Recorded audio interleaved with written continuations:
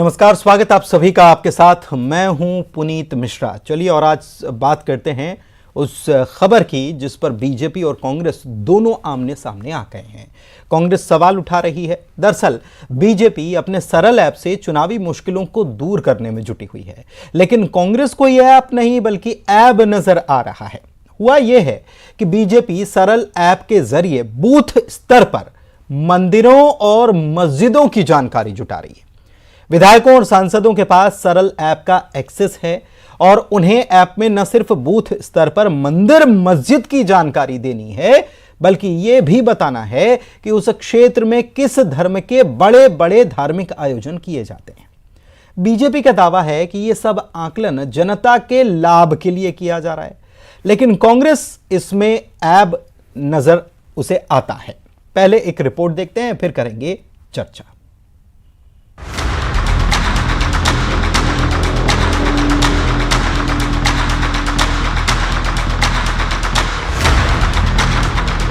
BJP mission 2023 के लिए मंदिर मस्जिद की जानकारी जुटा रही है। बूथ स्तर के प्रमुख मंदिर मस्जिदों की जानकारी सांसदों और विधायकों से मांगी गई है। इसके लिए सरल ऐप की मदद ली जा रही है। कुछ दिन पहले ही बीजेपी में विधायकों और सांसदों को सरल ऐप की ट्रेनिंग दी गई थी। इस ऐप में विधायक और सांसदों को उनके विधानसभा और संसदीय क्षेत्र के कमजोर बूथ की जानकारी देनी थी, लेकिन अब जो जानकारी सामने आई है उसके मुताबिक बीजेपी विधायक और सांसदों से उनके इलाके के मंदिर और मस्जिद की जानकारी भी जुटा रही है। इतना ही नहीं, उनके विधानसभा क्षेत्र में होने वाले प्रमुख धार्मिक आयोजनों की डिटेल भी विधायक और सांसदों को ऐप के जरिए देनी होगी। वहीं बीजेपी की इसी कवायद को लेकर अब सियासत भी शुरू हो गई। कांग्रेस ने बीजेपी पर माहौल को बिगाड़ने के आरोप लगा दिए। पूर्व मंत्री पीसी शर्मा का आरोप है कि बीजेपी अभी से ही सांप्रदायिक माहौल बनाने की कोशिश में जुट गई है। विधानसभा चुनाव तक इन्हीं ऐप के जरिए बीजेपी चुनाव को प्रभावित करने की कोशिश करेगी। जो आपने कहा कि मंदिर मस्जिदों की जानकारी ले रहे हैं, दो मंत्रियों को लगा रहे हैं, ये जितने ऐप हो सकते हैं चुनाव के अंदर वो ऐप ही घुसेड़ेंगे वहां पे। ये जैसे मैंने कहा कि सांप्रदायिकता फैलाने का काम, धर्म और जाति पे लोगों को बांटने का काम और डरा धमका के और खरीदने का काम। इसके अलावा इनका और कोई ऐप नहीं है।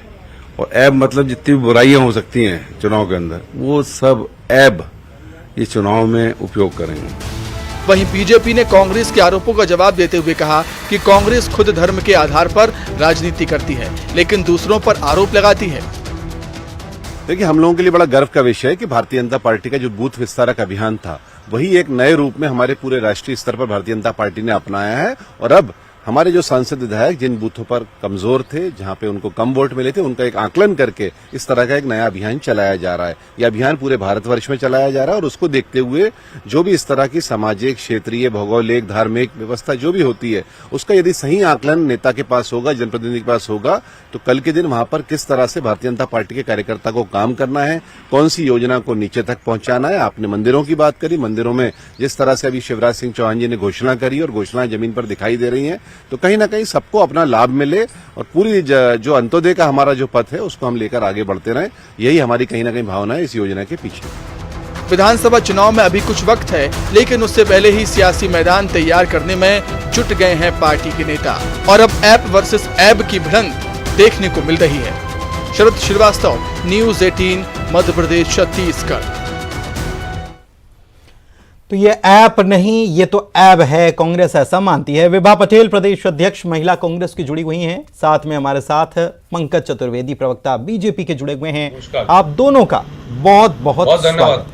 बहुत धन्यवाद पुनीत जी। सबसे पहले मैं पंकज जी आप ही के पास आता हूं कि ये ऐप से ये जो मंदिर और मस्जिद की जानकारी जो जुटाई जा रही है, क्या बताया गया है, क्या फॉर्मूला नीचे तक आखिरी व्यक्ति तक पहुंचाने की कोशिश करने में लगे हुए हैं आप लोग?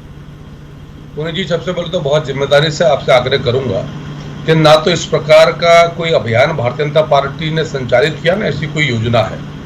अब मुझे नहीं पता कि आपकी सूचना का आधार क्या है, किस आधार पर बातचीत हो रही है, लेकिन बहुत स्पष्ट तौर पर भारतीय जनता पार्टी का सिद्धांत स्पष्ट है, बहुत साफ है। सबका साथ, सबका विकास, सबका विश्वास और सबका प्रयास। मैं कांग्रेस को दोष इसलिए नहीं देता पुनीत जी कि कांग्रेस पार्टी का दोष नहीं है। जाकी रही भावना जैसी प्रभु मूर्ति देखी तीन जैसी। तो जिन्होंने 1947 में देश को बांटा, उसके बाद समाज को जाति के धर्म के आधार पर बांटकर राजनीति करी, जिन्होंने तुष्टीकरण यानी धर्मनिरपेक्षता को तुष्टीकरण का नाम दे दिया और उसी को समझा कि यही धर्मनिरपेक्षता है, वो लोग को सब जगह ये नजर आएगा। ये मंदिर मस्जिद की गणना गिनती उनके आधार पर राजनीति, ये कांग्रेस पार्टी की राजनीति है। भारतीय जनता पार्टी में इस प्रकार के कारण नहीं होते। हमारा सिद्धांत बहुत स्पष्ट है कि सारे जाति, धर्म, वर्ग, भेद, पंथ भारतीय जनता पार्टी परिवार के लिए एक समान है, पूरे भारत में एक दृष्टि से है। जहां तक अंत्योदय का विषय, तो हमारे संस्थापक श्रद्धेय दीनदयाल उपाध्याय जी का स्वप्न है और जिसको पूरा करने के लिए भारतीय जनता पार्टी का हर कार्यकर्ता प्राणपण से कटिबद्ध प्रतिबद्ध है। 25 सितंबर उनकी जन्म जयंती है और यदि अंत्योदय का सिद्धांत को यदि हम लेकर जाते हैं तो वो भारतीय जनता पार्टी की नीति का भाग है। लेकिन भारतीय जनता पार्टी संगठन के स्तर पर, प्रांत में या राष्ट्र के स्तर पर किसी प्रकार के धार्मिक स्थल की गणना, धार्मिक स्थल की सूचना, धार्मिक स्थल गतिविधियां, ये भारतीय जनता पार्टी में नहीं होता। ना इस प्रकार कोई काम कर रहे हैं। हम इन सब चीजों पर इसलिए नहीं जाते कि हमारी राजनीति 3 चीजों पर है पुनीत जी, चाहे वो भारतीय जनता पार्टी मध्य प्रदेश का विषय हो या देश का विषय हो। पहला विषय विकास, दूसरा विषय विकास और तीसरा विषय भी विकास। और विकास को लेकर हम लोग इसलिए निश्चिंत हैं कि विकास करते हैं। जनता इसलिए बार बार कृपा करती है, क्यों सेवा का अवसर देती है कि भारतीय जनता पार्टी की दिल्ली की सरकार हो, मध्य प्रदेश की सरकार हो, जब जन सेवा का अवसर मिला जनता की कृपा और आशीर्वाद से, तो बढ़ चढ़कर प्रयास किया कि जहां अवसर मिला है उसको आगे लेकर जाए। तो ये काम भारतीय जनता पार्टी में नहीं होता। ठीक है, ठीक कि है। किसी की गणना करें, धर्मस्थल की धर्म के आधार पर राजनीति करें, ये भारतीय जनता पार्टी की रीति नहीं है। ठीक है, ठीक है। भारतीय जनता पार्टी में ऐसा नहीं होता। भारतीय जनता पार्टी में ये भी तो बात सामने आई थी कि कौन किस जाति का है, किस आयु वर्ग का है, ये बूथ स्तर पर जानकारी आप लोग जुटा रहे थे? नहीं, ऐसा कुछ भी तो आपसे आगे करूं पुनीत जी कि कौन, मैंने इसलिए आपसे कहा कि आप मीडिया का बड़ा मंच है, आपको अधिकार है, आप अपने विषय पर रखें। पर मेरा आग्रह भारतीय जनता पार्टी कार्यकर्ता के नाते बहुत स्पष्ट है कि हम किसी भी आधार के भेद पर, क्योंकि भेद डालना यानी फूट डालकर राजनीति करना कांग्रेस की नीति है, हम किसी आधार पर कोई भेद जाति समाज में नहीं चाहते। हमारा नारा फिर दोहरा रहा हूं, सबका साथ, सबका। चलिए, आपने तो इसको नकार ही दिया, मतलब कुल मिलाकर आप नकार रहे हैं। ठीक है, कुल मिलाकर नकार रहे हैं। हाँ, सूत्रों के हवाले से ये जानकारी मिल रही है। ठीक है, और ये जानकारी और इसमें ऐड ऑन कर दूं कि इसमें OTP जनरेट होता है और ये आपके पास नहीं आता, ये जाता है सांसदों और विधायकों के पास। मैं अभी जाता हूं विभा जी के पास। विभा जी, कैसे देख रही हैं? आपने सुन लिया पंकज जी को? देखिए, मुझे तो पुनीत जी बड़ी हंसी आती है पंकज जी जब इस तरह की बातें करते हैं कि हमारा भारतीय जनता पार्टी का ये है।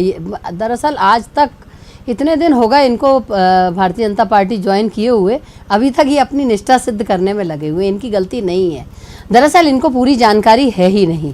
जो जो चुनाव नज़दीक आएगा वैसे वैसे भारतीय जनता पार्टी जनता को 2 धड़ों में बांटने का प्रयास करती है धर्म के आधार पर। आप देखिएगा, जब चुनाव और नज़दीक आ जाएगा तो हिंदू मुसलमान में बांटने का प्रयास भारतीय जनता पार्टी करेगी। अभी इन्होंने सरल ऐप के माध्यम से ये गणना प्रारंभ की है, लेकिन इन्हें तो आज अपनी पार्टी में जानकारी लेनी चाहिए। इन्हें पूछना चाहिए भारतीय जनता पार्टी के नेताओं से कि आखिर ये इस तरह की जो गणना कराई जा रही है, ये क्यों नहीं विकास की गणना कर रहे? ये कहाँ थे पंकज जी जब मंडीदीप का पुल धसक जाता है, भ्रष्टाचार के कारण जो घटिया दर्जे का बना था, बांध बह जाते हैं, कारम बांध तो बहा ही बहा, उसके साथ साथ बिल्कुल पास की मैं जानकारी दे दूं, विदिशा में बांध बह जाता है। जो इनके गृह मंत्री हैं नरोत्तम मिश्रा, उनके जिले में 4 पुल बह जाते हैं। तो उस भ्रष्टाचार की गणना भारतीय जनता पार्टी नहीं करेगी, वो गणना करेगी कि किस तरह से जनता को बांटा जाए, किस तरह से लोगों में वैमनस्य पैदा किया जाए, क्योंकि अब चुनाव नजदीक आते दिख रहे हैं। और तो और इन्होंने भगवान का जो वनगमन पथ है वहां पर भी इन्होंने खनन की परमिशन दे दी है,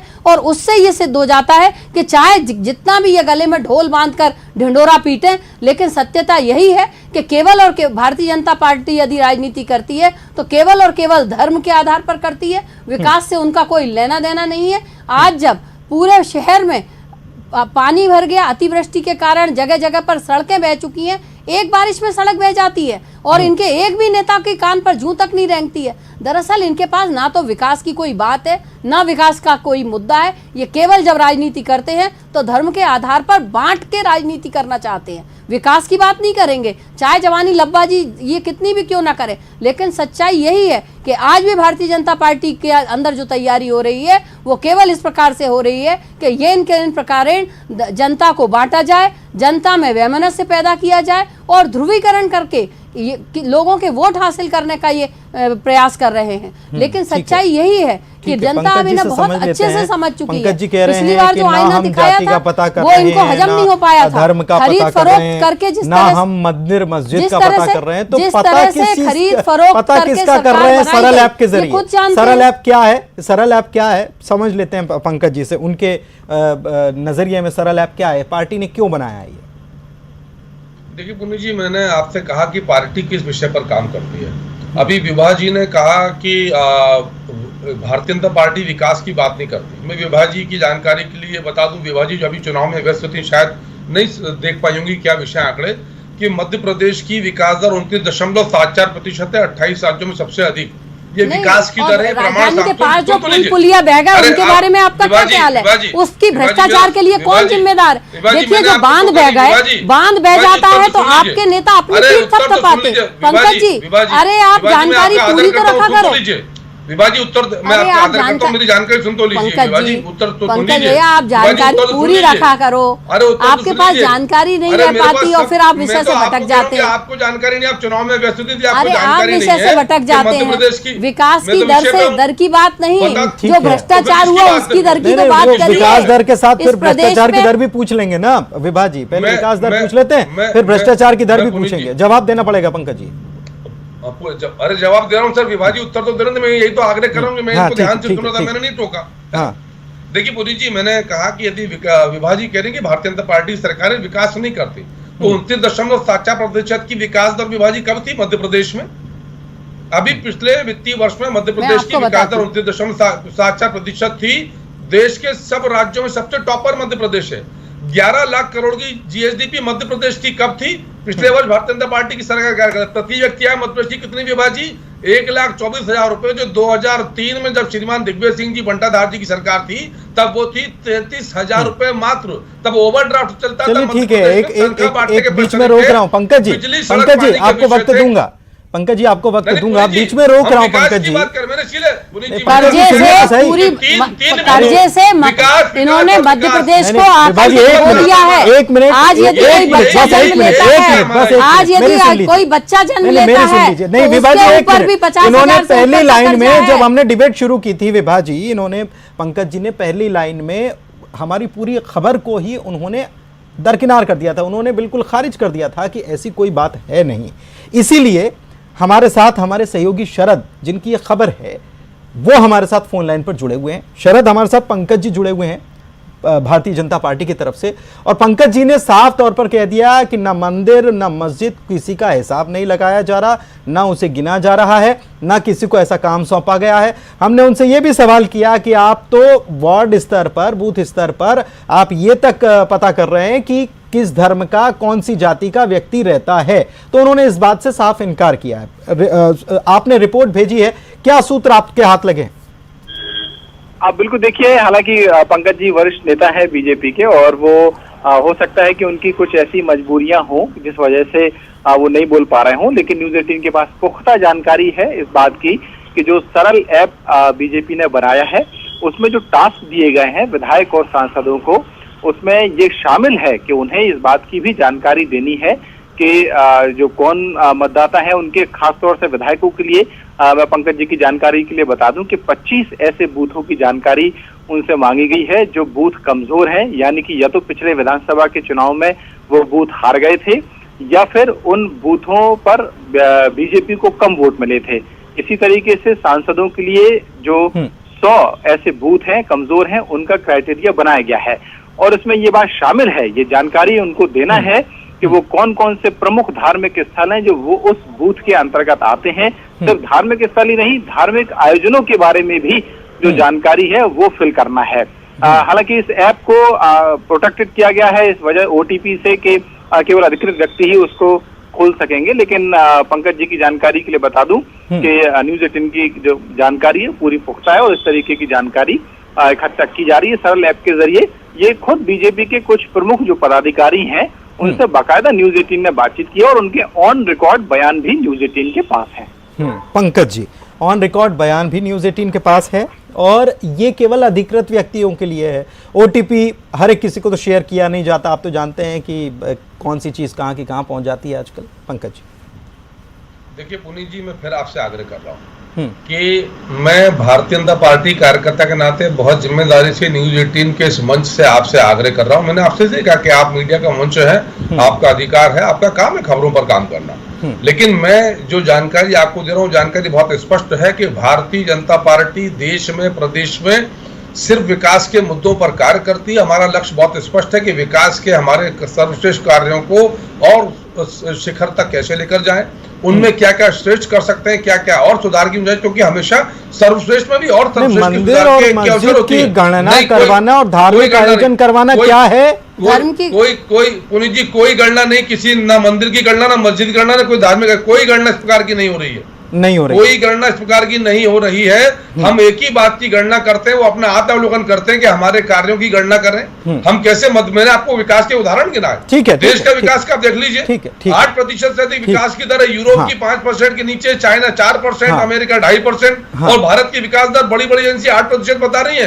कांग्रेस को विकास नहीं दिखता, और कांग्रेस जिस आरोपों की बात करती है, कभी प्रमाणित किया? 15 महीने की कांग्रेस पार्टी की सरकार थी, 15 साल की बीजेपी की सरकार गई, कांग्रेस किसी बीजेपी के एक छोटे से कार्यकर्ता पर भी आरोप प्रमाणित कर पाई?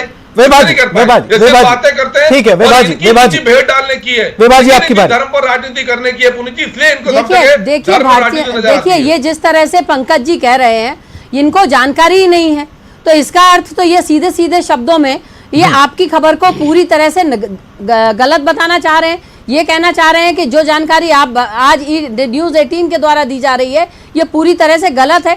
दरअसल ये केवल और केवल जनता को भ्रम फैलाने की राजनीति करते हैं, जनता को भ्रमित करने का प्रयास करते हैं, और ये अपने प्रयास में केवल ये चाहते हैं कि इनको धर्म के आधार पर जनता को ये बांट भी दें, धर्म की अफीम जनता को चटा भी दें, और उसे पता भी न चले कि किस तरह से ये उसको लूटे जा रहे हैं। आज विकास की बात ये पंकज जी कर रहे हैं, आज पूरे भोपाल शहर की सड़कें उखड़ी पड़ी हैं, गड्ढों से भरी पड़ी हैं। भोपाल राजधानी की सड़कों की मैं बात कर रही हूँ। शायद पंकज जी भूल गए कि मुख्यमंत्री ने अमेरिका में कहा था कि अमेरिका से बेहतर मध्य प्रदेश की सड़कें। अरे वो सड़कें हैं कहाँ? आप भोपाल से निकल जाइए, सड़कें उखड़ रही हैं, पुल पुलिया बह जाते हैं, पंकज जी के पास जवाब नहीं है। भ्रष्टाचार के कारण बांधों में दरार बन रही है, जनता परेशान है, उसका जवाब पंकज जी नहीं देंगे। ये केवल आंकड़ों की बाजीगरी करना चाहते हैं, ये केवल और केवल ये चाहते हैं। दिनेश गुप्ता जी वरिष्ठ पत्रकार हमारे साथ इस वक्त जुड़ चुके हैं। दिनेश जी के पास भी चलते हैं, जैसे जैसे चुनाव नजदीक आए, दिनेश जी के पास भी चलते हैं। दिनेश सर, कैसे देख रहे हैं आप?